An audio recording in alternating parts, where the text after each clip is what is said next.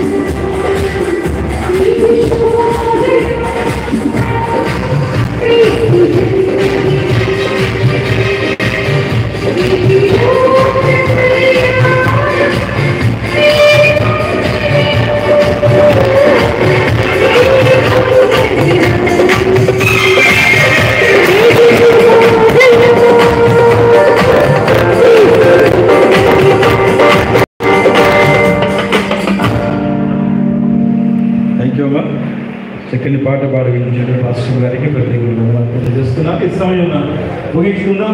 చివరి కాలంలో ముందుగా దైవజనులు శారదాస్ గారు కొన్ని విషయాలు చెప్పాలని ఆశపడుతున్నారు. అది క్లుప్తంగా ప్లీజ్. హల్లెలూయా. ప్రభుపేట మీ అందరికీ నా శుభాభివందనాలు తెలియపరుస్తున్నాను. అలాగే వాక్యం అందించిన దైవజనులకు కూడా వందనాలు తెలియపరుస్తున్నాం. అందరి తరపుగా కుటుంబ తరపుగా మంచిది. దేవుని నామాన్ని బట్టి మరి మేమందరము దైవజనులందరము కలుస్తున్నాము.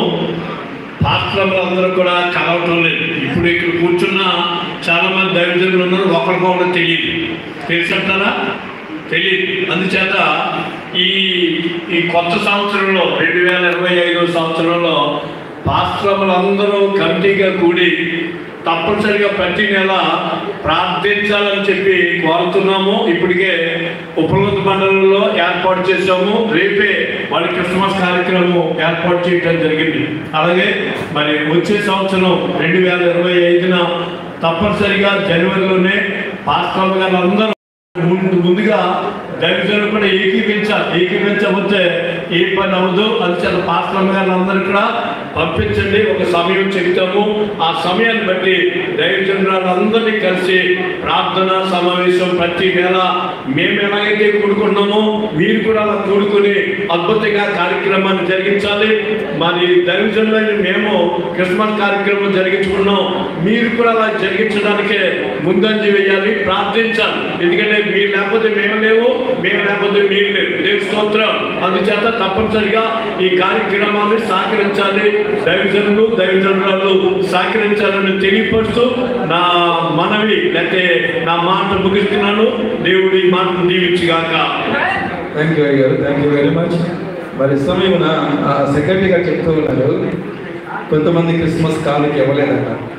దయచేసి ఎవరెవరైతే క్రిస్మస్ కానుక ఇవ్వలేదో వారందరూ కూడా ఇవ్వాల్సిందిగా ప్రేమతో మనం చేస్తున్నాను. అదేవిధంగా మన ఈసీఏ ప్రతి నెల సభ్యత్వం 12 నెలలు పూర్తిగా కట్టాల్సిందే. దయచేసి ఎవరు మర్చిపోవద్దు. 12 నెలలకి ప్రతి ఒక్కరు కూడా సభ్యత్వం కట్టవలసిందిగా ప్రేమతో మనం చేస్తున్నాను. మరి సమయంలో 100 సమర్పణ చేద్దాం. ప్రెసిడెంట్ గారు 100 సమర్పణ చేస్తారు. ముగింపు ప్రార్థన పాస్టర్ గారు ఆల్ ఇస్సాక్ గారు ముగింపు ప్రార్థన చేస్తారు. ఆశీర్వాదం జానకిశ్వరి గారు ఆశీర్వాదిస్తారు. సమస్త మహిమలకు తండ్రి